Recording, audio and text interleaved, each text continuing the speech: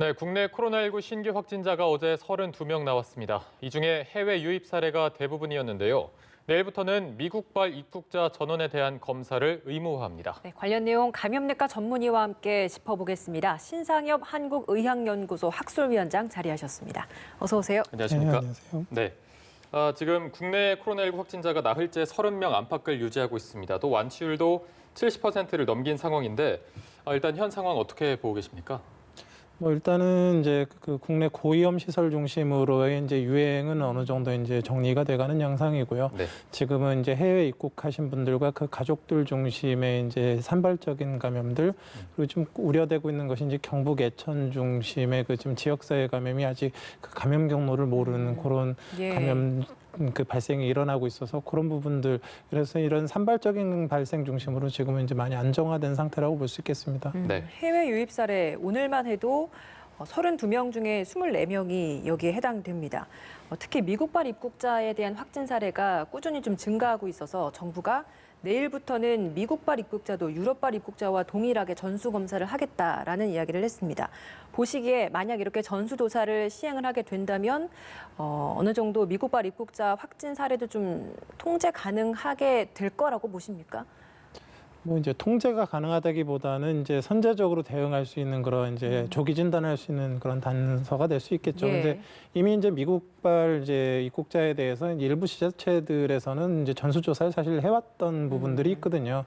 근데 이렇게 이제 그 강제화를 시키게 되면 이제 지자체에서도 국고 지원을 받아서 3일 이내에 이제 보다 체계적으로 이제 검사를 진행할 수가 있어서 예. 보다 체계적인 관리가 가능할 수 있게 된다는 그런 의미가 있을 것 같습니다. 네, 알겠습니다. 그런데 지금 미국에 다녀온 68세 남성이 자가격리 지침을 어기고 사우나와 음식점에 갔다가 경찰에 체포가 됐습니다. 한 차례 귀가 조치 후에 다시 이탈을 했는데 일단 다행히도 음성 판정을 받았습니다. 이런 경우에도 감염병 예방법 적용은 다 가능한 겁니까? 네, 그렇습니다. 그 어차피 뭐 자가격리로 이제 통보를 받았다라는 것 자체가 이제 자가격리 하시라는 거라고 이제 네. 보시면 되고요. 네. 네, 뭐 증상이 있던 없던 그 감염병의 진단을 받았던 안 받았던 이런 건 이제 결국 형사고발이 된 이후에 뭐 형량에 뭐 영향을 줄지는 모르겠지만 당연히 이제 이 부분은 적용이 되는 그런 상황입니다. 네. 정부가 이렇게 자가격리 지침을 어기는 사례가 나오다 보니까 위반자에 대해서 손목밴드를 착용하도록 하는 방침을 좀 내놓고 있는 것 같습니다. 근데 여기에서 궁금한 게 이미 어긴 후에 손목밴드를 착용하는 게 과연 어느 정도 효과가 있을 것인가? 이건 어떻게 보십니까? 일단 지금 그 자가격리를 어긴 경우에 있어서는 대부분 이제 형사당국에 이제 그 사법당국에 이제 고발이 될 것 같고요. 예. 그 본인이 이제 자가격리 손목밴드를 안 한다고 했을 때 그게 더 좋아지진 않을 것 같거든요. 그 저희 방역당국이나 지자체에서 더 강력한 감시나 뭐 심지어는 뭐 24시간 뭐 경찰력 동원해서 확인까지 하는 그런 일들이 벌어질 수도 있을 것 같고요. 결국 이게 이제 사법당국에 갔을 때 이런 그 손목밴드를 그 거부한 것 자체가 또 본인한테 그 형량이 유리하게 작용할 것 같지도 않고 그러기 때문에 잘 설득하고 한다 그러면 뭐 손목밴드를 대부분 하지 않을까 이런 생각을 하게 됩니다. 손목밴드를 그러니까 자가격리 지침을 이미 어긴 사람들에게 이제 착용을 시키는 거니까 어기지 않도록 만드는 게 중요한데 어긴 후에 착용을 하는 게 어떤 효과가 있을까? 이건 어떻게 보십니까? 뭐 이게 이제 결국은 이제 실효성의 문제인데요. 예. 뭐 어느 정도 이제 모든 사람에게 다 적용을 한다 그러면 어느 정도의 이제 효과는 있겠지만 그에 반하는 또 부작용이 있을 때 이제 저울질을 이제 뭐 정부 당국에서 했을 때 예. 전체 적용하는 것보다는 어느 정도 이제 위험성이 있는 사람에게 또 격리를 어긴 사람한테 적용하는 것이 보다 좀 더 실효성이 있고 근데 인권 침해 부분들도 이제 부분이 문제가 적겠다라는 판단을 했다라고 생각을 하고요. 네. 이제 이 앞으로의 실효성은 사실 이제 적용한 이후에 이제 또 좀 따져봐야 되는 문제인 것 같습니다. 네. 예. 그리고 지금 또 문제가 되고 있는 부분이 그 완치 후 재양성 사례가 또 문제가 되고 있습니다. 지금까지 111명 정도의 그런 사례가 나왔는데 일단은 대구 경북에 주로 집중이 됐는데 지금 정확한 원인은 나왔습니까? 지금 이제 뭐 과거의 다른 신종 코로나 바이러스 감염증과는 다른 어찌 보면 코로나19의 특징적인 현상이라고 좀 볼 수 있을 것 같고요. 네. 과거에는 이런 일이 사실 거의 없었거든요. 근데 이제 결국 이제 그 바이러스 감염증이라는 거는 앓고 나면 중화항체라는 게 생깁니다. 그 중화항체가 생기게 되면 바이러스가 다시 들어오거나 재활성화가 돼도 우리 몸의 면역으로 이겨낼 수 있게 되는데 네. 지금 이 코로나19 같은 경우는 지금 뭐 아직 연구가 불충분하긴 하지만 일부에 있어서는 중앙체가 잘 늦게 생기거나 충분하게 안 생기거나 뭐 이런 현상들이 좀 벌어지는 경우들이 있는 것 같아요. 그래서 네. 실제적으로는 이제 어느 정도 본인의 면역으로 바이러스를 대부분 다 제거를 한 상태이지만 아주 극히 일부가 결국 그 재활성화되면서 그 재활성화 시기에 충분한 중앙체가 없는 상황에서 재확진되는 경우들이 지금 많은 걸로 일단 보건당국에서는 일차적으로 그걸 의심을 하고 있는데 네. 그 외에 다른 요인들에 대해서도 지금 면밀하게 좀 따져봐야 되는 아직 원인이 명확치는 않은 상태입니다. 그러면 이게 원인이 아직은 명확치 않기 때문에 퇴원하는 기준을 더 강화해야 되는 건 아닌지 이 부분은 어떻게 보십니까? 퇴원하는 기준을 강화한다기보다는 격리 해제 기준을 좀 더 엄격하게 해야 될 가능성이 있습니다. 지금까지는 이제 검사에서 2번 정도 음성이 나오면 이제 격리 해제하고 이제 뭐 물론 교육을 해서 증상 여부 좀 잘 확인을 하고 있지만 네. 사실 이제 뭐 중앙임상 TF에서도 옛날에 뭐 증상이 생긴 이후에 3주 정도까지는 바이러스 배출이 많이 될 수 있으니까 그런 정도를 격리 해제 기준으로 삼는 게 좋겠다 이런 제시를 한 적도 있고 네. 그렇거든요. 그래서 앞으로 이제 방역 당국이 잘 살펴가면서 격리 해제를 언제까지 할 것인지 아니면 지금의 격리 해제를 그대로 두더라도 그 이후의 관리를 어떻게 좀 더 강력하게 할 것인지에 대해서 좀 더 고민하고 있는 상황으로 봅니다. 네. 정부가 이제 대책 마련 중인데 격리 기간을 연장을 하는 거나 감시 강화하는 방안 2개 중에서 감시 강화를 좀 강화하는 방안으로 더 무게를 싣고 좀 준비를 하고 있다라고 하더라고요. 교수님께서 보시기에는 그쪽에 그런 방안이 더 적절하다고 보시는지 교수님 입장은 어떠십니까? 그 이제 뭐 장단점이 있는데요. 예. 이제 코로나19가 이제 재활성화가 됐을 때 그렇다 그러면 이게 지역 사회에 얼만큼 위험한가를 좀 따져봐야 되는 문제거든요. 예. 격리를 반드시 해야 될 만큼의 위험한 정도의 사람인가 그런 분들이 아니면 그 바이러스가 나오고는 있지만 이게 죽어 있는 바이러스가 그냥 검사에서 나오는 정도나 아니면 지역 사회 위험이 크지 않다라고 했을 때는 그 검사나 이런 그 사후 관리를 강화하는 방안이 또 유효할 수 있거든요. 근데 예. 지금까지는 그 재활성화된 환자의 그 감염력에 대해서 크게 그 위험이 있다라는 그런 보고들이 나오고 있지는 않고 있어서 아마도 1차적으로는 검사나 이런 관리 강화를 한 이후에 추이를 봐가면서 이제 격리 해제 기준의 변경이 있을 수 있을 거라고 생각이 되고 있습니다. 네.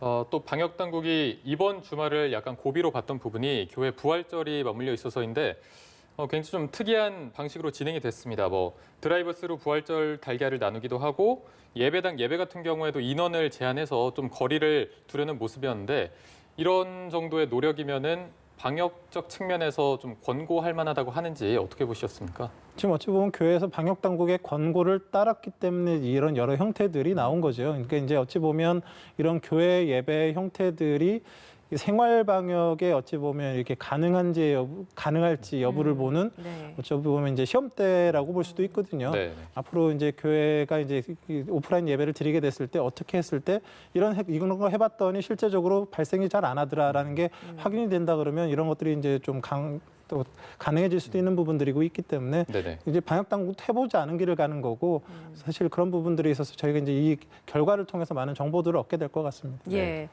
요즘 수치가 많이 줄어든 게 그동안 사회적 거리두기를 굉장히 좀 잘 지켜왔기 때문이다라는 판단을 좀 많이 내놓고 있습니다. 방역 당국 스스로도 좀 증상이 있으면 그 많은 국민들에게 바로 검사를 받아봐라라고 권고를 하고 있는 상황 아니겠습니까?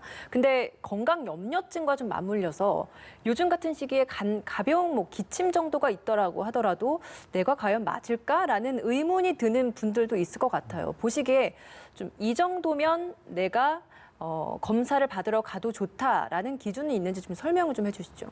지금 그 방역 당국에서 이제 생활 방역으로의 전환을 하면서 지금 뭐 한 5개 정도의 이제 구체적인 이제 목표 뭐 이런 것들을 이제 제시를 한 상태인데 그 중에 하나가 이제 증상 있는 사람들은 한 3, 4일 정도 이제 회사나 이런 데 출근하지 말고 집에서 증상 변화를 보시면서 상황을 봐서 이제 검사를 받고 이제 추후 조치를 받으시라 뭐 이런 얘기들이 있지 않습니까? 지금 이미 방역 당국에서 계속 단순한 감기 같은 경우는 보통 며칠 지나게 되면 증상이 좋아지거든요. 그렇기 때문에 어느 정도 이제 감기 증상이 있을 때 뭐 바로 검사를 받아야 되는 분들 뭐 면역이 떨어져 있는 분들이나 이제 고위험군들 같은 경우는 이제 적극적으로 검사를 받으시는 게 좋겠지만 젊은 분들 이런 분들 같은 경우는 뭐 바로 검사를 받으시기보다는 예. 집에서 휴식을 취하면서 경과를 보시는 것도 한 좋은 방법이 될 수 있고 그게 이제 생활 방역의 한 형태가 이제 자리 잡을 수 있는 그런 것들을 지금 방역 당국에서 생각을 하고 있는 것 같습니다. 적극적인 진단 검사가 왜 중요한 겁니까? 뭐 지금 그 우리나라가 이제 어찌 보면 어느 정도 방역에 성공할 수 있었던 가장 큰 요인 중에 하나가 어찌 보면 이제 조기 진단 조기 치료거든요. 지역사회에 도둑이 돌아다니고 있는데 도둑놈을 먼저 잡아야지 문단속만 열심히 하라고 해서 되는 일은 아니지 않습니까? 예. 그래서 지금 우리나라가 어느 정도 이제 대구의 대유행을 겪으면서 그런 조기 진단 조기 치료를 강력하게 도입을 했고 그게 어느 정도 효과를 발휘했기 때문에 지금 어느 정도 이제 통제가 되고 있지 않습니까? 근데 지금 이웃 나라 일본 같은 경우는 이제 하루에 뭐 700명 넘게 환자가 지금 발생을 하고 있는데 네네. 진단에 굉장히 소극적으로 임해 왔었기 때문에 지금 대부분의 그런 감염이 어떤 경로에서 왔는지 감염 경로를 모르고 있는 상태입니다. 예. 그러니까 우리나라도 이제 그 대구에 대유행했을 때 뭐 700~800명 정도의 환자가 발생했었지만 우리는 감염 경로를 알고 고위험군에 대해서 적극적으로 검사를 하는 상태에서 700~800명을 이제 확인했던 거와 감염 경로를 모르는 사람들이 700~800명이 나오는 것과는 지금 방역 당국에서 할 수 있는 게 다르다는 거, 그 효과가 다를 수밖에 없다는 거거든요. 당연히 도둑부터 잡아야죠. 그게 가장 중요하다고 생각합니다. 네.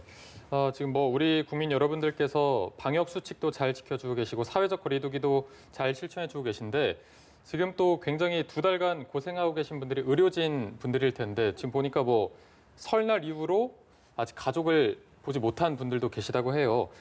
위원장님 동료 의료진들이나 현장에서는 지금 어떤 분위기고 어떤 얘기가 나오고 있습니까?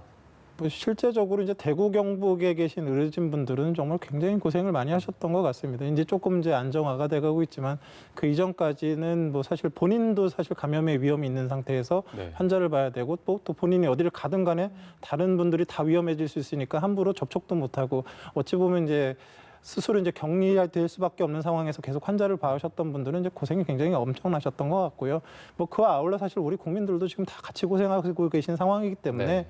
하루빨리 이제 생활 방역이 좀 정착이 돼서 어느 정도 사회생활을 하는 가운데 이제 코로나19에서 안전하게 좀 그 이제 대비가 될 수 있는 그런 상황이 좀 왔으면 좋겠습니다. 예.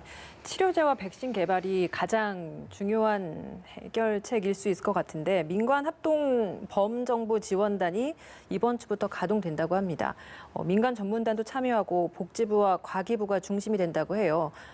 이게 이렇게 가동이 되면 뭐 백신 치료 개발 이런 부분이 어느 정도 좀 단축될 수 있는 건가요? 뭐 빨리 됐으면 뭐 저도 굉장히 간절히 바라는데 이제 이거 조금 살펴봐야 될 것들이 있습니다. 예. 이제 결국은 이 바이러스를 억제하기 위해서 이 지역사회에서 컨트롤하기 위해서는 치료제가 나오거나 백신이 나와야 되는데 이제 기전을 조금씩 알려드리면 어떤 게 있냐면요. 이제 결국 바이러스라는 게 스스로 생존을 못합니다. 그래서 숙주의 세포 안에 들어가야만 생존이 가능하기 때문에 이제 치료제나 백신의 타겟이 3가지가 있습니다. 하나는 바이러스의 복제 자체를 억제하는 그런 기전이 있고 또 하나는 이제 이 바이러스가 세포 안에 들어갔을 때 열쇠와 자물쇠 형태로 해가지고 그 바이러스의 스파이크 단백질이라는 열쇠와 숙주 세포의 그 이제 수용체가 맞아야지만 그 세포에 들어갈 수 있거든요.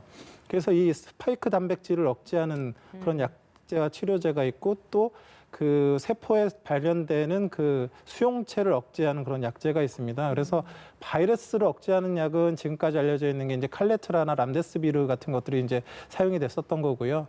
이 수용체를 억제하는 게 이제 지금 혈장 치료가 이 수용체를 억제하는 겁니다. 그래서 그 열쇠에다가 껌을 붙여가지고 열쇠를 열지 못하게 하면 바이러스가 사멸해버릴 수밖에 없거든요. 예. 그런 원리거든요. 그리고 백신도 역시 이 중화 항체를 만들어서 이 열쇠를 이제 억제하는 그런 정책이고 클로로카인이라는 약은 그 세포 pH를 조절을 해가지고 그 세포에 들어가는 수용체의 발련을 적게 만드는 여러 이제 그 경로의 약들이 지금 사용이 돼 왔는데 사실 지금 칼레트라나 클로로킨 같은 경우는 지금 우리나라에서도 많이 써봤는데 아주 크게 효과가 뛰어나지 못한 것 같고요. 네. 람데스비르 같은 경우는 지금 일부 해외의 임상 연구 결과들이 곧 발표될 예정인데 가장 기대가 되는 부분들이 있고요. 사실 실제적으로 현실적으로 이제 가장 지금 적용이 가능할 만한 거는 항체 치료입니다.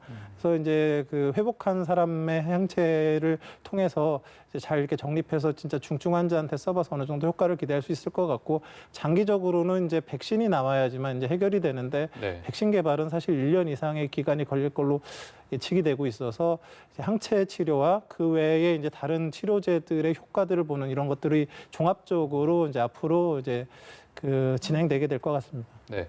그런데 보니까 이 코로나19 같은 경우에는 염증 유발이 매우 적어서 무증상이나 경증 환자가 많아서 이 때문에 방역이 더 어렵고 때문에 7월까지는 여름까지는 통제하기 힘들 거다 이런 전망도 나왔습니다. 이게 염증이 적다. 그렇다면 해당 바이러스를 더 특정하기가 어려워지는 건가요?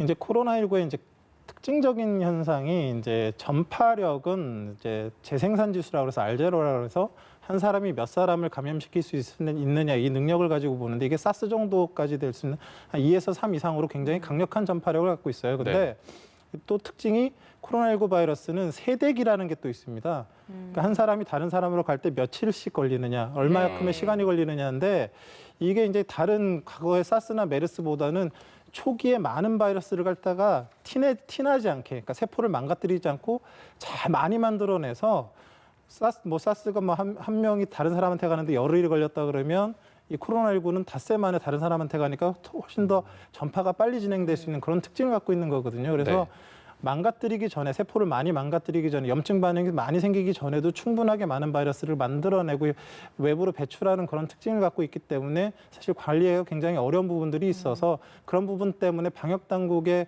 그 노력에 비해서 이제 관리가 어려운 부분들 이런 부분들 때문에 전체적인 세계적인 유행이 그렇게 빨리 종식되기는 어렵다 이런 얘기들을 지금 하고 있는 겁니다. 예, 마지막으로 하나만 더 여쭤보도록 하겠습니다. 이제 이번 주 수요일이면 선거가 있습니다. 자가격리자들에 대해서 선거를 어떻게 관리를 할 것이냐에 대해서 조금 전에 이제 중대본에서 이 대책을 발표를 했습니다.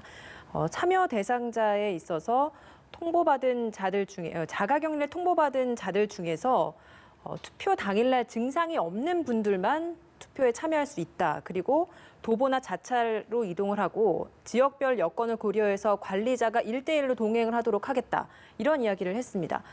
지금 TV를 통해서 자가격리자 분들 중에서도 지금 이 뉴스를 보고 계신 분들도 있을 것 같습니다. 뭐 이런 정부의 대책도 있겠습니다만 마지막으로 좀 더 주의할 부분이 있다라고 한다면 좀 당부의 말씀 좀 해주시죠. 사실은 뭔가 적극적으로 노력을 하셔야 되는 상황이 아니라 자가격리에 계신 분들은 방역 당국의 안내에 잘 따라주시면 된다고 저는 생각을 하거든요. 예.